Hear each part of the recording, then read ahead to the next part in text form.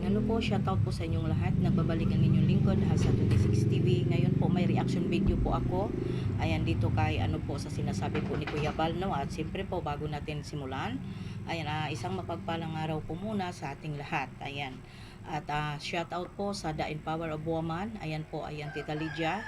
Ayan po, at Sis Ermagalon, Sis Jacqueline Ducusen, at Sis ano po Hayat Samoras, at siyempre kapatid ko Verts, at Sel PH, at kay Atiglo, at syempre po ang inyong lingkod, Hasa 26 TV.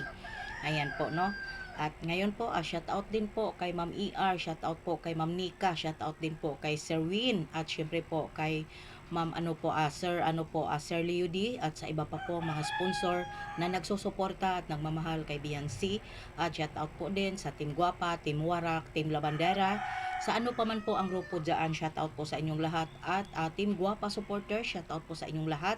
At syempre po, shout out din po sa sa Pamilya Batalero, shout out din po sa sa dalaga namin na si Biancy. At syempre po, shout out po kay Sir Justadio, Sir Renaldo, at iba-iba pa po na mga supporters. At siyempre po sis Marilyn Noblesa, shout out. At siyempre diyan sa natin mga tagahanga ng ating dalaga, maraming salamat sa suporta. Ayan. Bago ko lang po ito, parang na-reaksyonan na yata to sa mga kasamahan ko, mga langga, no? At syempre po ay sinasabi po ni Kalingaaw ni Kuya Bal na lahat po ng babalahura kay Edu, kakasuhan niya. Kuya Bal, wala pong nang babalahura kay Edu. Ganito po kasi ang simula noon, Kuya Bal. Ayan, ito po kasi ang simula, Kuya Bal, kung bakit nga po ba naungkat, no? Kung bakit po na reaksyonan po si Edu. Ayan, patungkol sa kanyang sponsor, no? Ayan po. At siyempre, bago tayo magsimula, ayan po, pakinggan po muna natin ang sinasabi po ni Kuya Bal. So, kami ni Ino po ay nag-usap na, nagkasundo kami, na lahat po ng namabalahura sa kanya, kakasuhan po namin. Malinaw po yan, usap po namin. Lahat ng mga reaktor na nanira kay Ido, isa-isa po, kakasuhan po namin sila. Tandaan niyo po yung mga kaibigan. Nag-umpisa na po. Okay. Lahat po ng naninira kay Edo, kakasuhan. Okay, tanggapin namin yan, Kuya Bal. Pero ang tanong po ba, Kuya Bal, bakit nga po ba? Bakit nga po ba na-reaksyonan po ng The Empowered of Woman sa Edo? Dahil, eto po, Kuya Bal, dapat po magsimula ka sa una kung bakit nga po ba, Kuya Bal? Hindi yung direkta ka na lang magsigisalita, magngangawa-ngawa dyan, Kuya Bal. Dapat nagsimula ka kung saan ito nagmula. Dapat inuusisa mo kung saan ito nagsimula. Diba? Hindi yung Kuya Bal, yung parang kaso agad. Hindi mo inalam ba? Hindi mo inalam kung bakit nga po ba na content at na reaksyonan yung mga ex Kalingap reactor mo. Diba? Ex Kalingap strikers mo. Diba? Kung bakit. Walang pambabalahura kung hindi sinagot lang po namin yung diehard supporter po ni Kalingap Edo na pinagyayabang doon sa live ni Sis Hayat Samoras na kung bakit nga po ba naungkat ang lahat. Dapat nga po inuusisa mo po muna, Kuya Bal, bago ka po dito magkuda. Inalam mo ko muna kung bakit at ano ang dahilan. Hindi yung makikinig ka sa mga comment, makikinig ka sa mga sabi-sabi. Hindi po ba, Kuya Bal? Hindi ako perpekto po, Kuya Bal. Dito po yung nagmula, Kuya Bal, kung bakit nga po ba lumabas at naungkat ito. Ha? Ang supporter diehard ni Kalingap Edo pumasok sa live ni Sis Hayat na pinagmamayabang doon sa live streaming ni Hayat na ang kanila pong idol napakabait, napakahambol, wala at hindi nanghihingi ng tulong ng kahit kanino, pati yung kanyang mga sponsor, sarili niyang sikap, sarili niyang pera, yung tinutulong niya. Yun, nasigundahan pa rin po. Nandito po sa amin, Kuya Bal, kung gusto mong hingiin, nandito po sa amin yung screenshot ng comment po na diehard ng supporter po ni Kalingap Edo. Doon mismo sa live ni Sis Hayat Samoras 3 weeks ago ata yon. 'Di ba? Na bago pa lang po ako mapunta ng Pangasinan. Kaya kami po ay nag-reaction. Dahil po ito dapat hindi naman po parang nabigla po si sponsor. Nagulat siya dahil nakabidji lang po ang sponsor ni Edo sa aming apat na nagre-reaction at lalo na po sa mga live streaming namin. Nakabidji lang, nakatatlong comment po yung diehard supporter, parang si ano yata yun, si Lablab yato, Lablab Heart ba yun na nag-comment na kahit saan pong live nakarating ng sige pang babas po. Yan po yun. Ibibigay po, mayroon pong screenshot doon sa comment na diehard supporter na pinagyayabang. Kaya sumagot itong sponsor ni Edo. 'Di ba?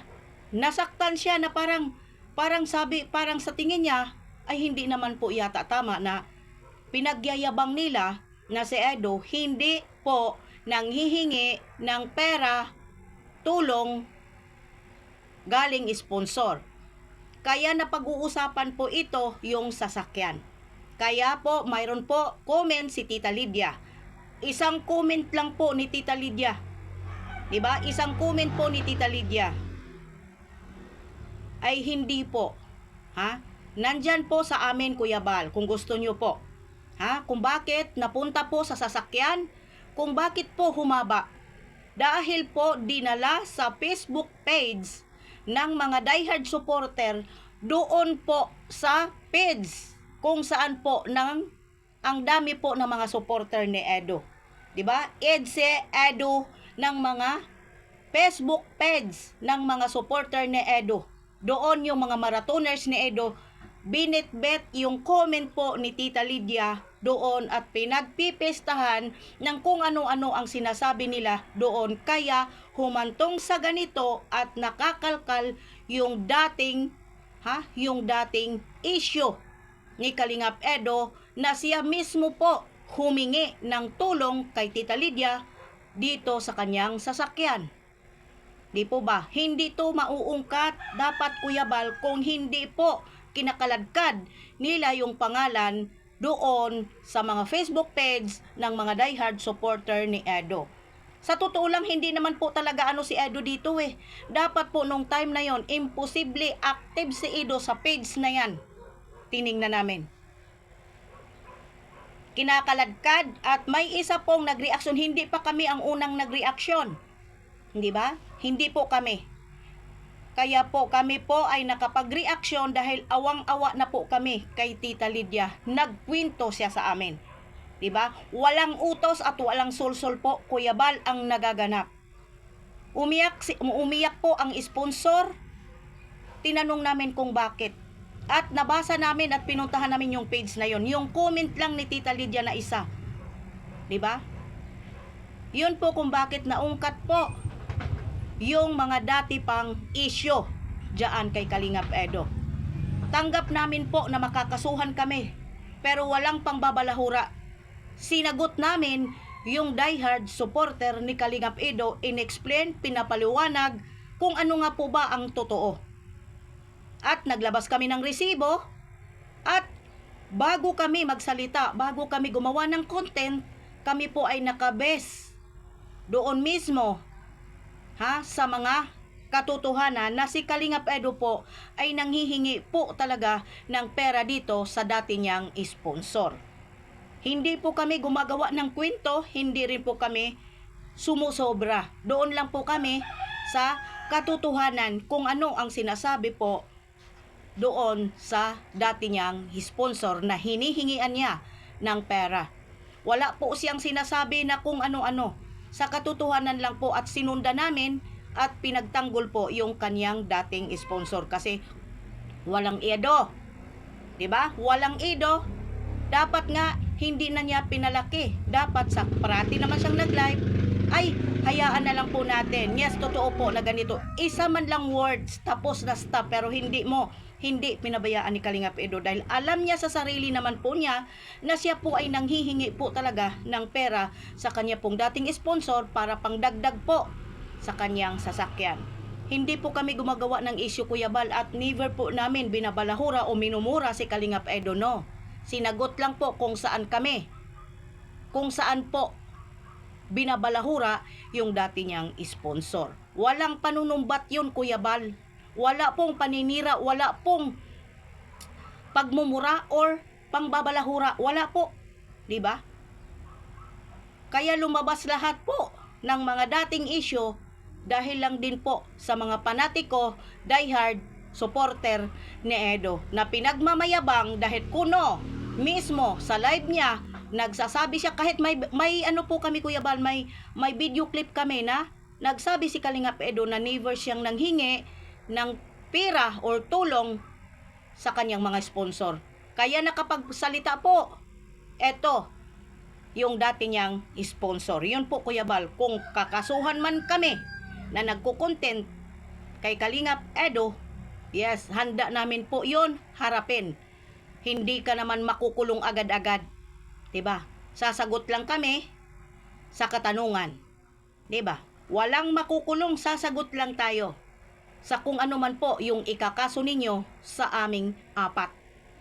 'Di ba? Andyan naman po ang pinaka-the best na ebidensya namin. Yung dating sponsor ni Kalingap Edo. Yan lang po ang masasabi ko, Kuya Bal. Hanggang dito na lang po. Maraming salamat sa lahat po ng mga sumusuporta sa The Empowered Woman at syempre po sa Team Guapa. Maraming salamat sa inyo sa suporta. Laban po tayo sa katotohanan. Kahit saan sulok man tayo ng mundo dalhin ng ikaso po ni Kuya Bal, sasagot lang po tayo sa katotohanan. And hanggang dito na lang po. Maraming salamat.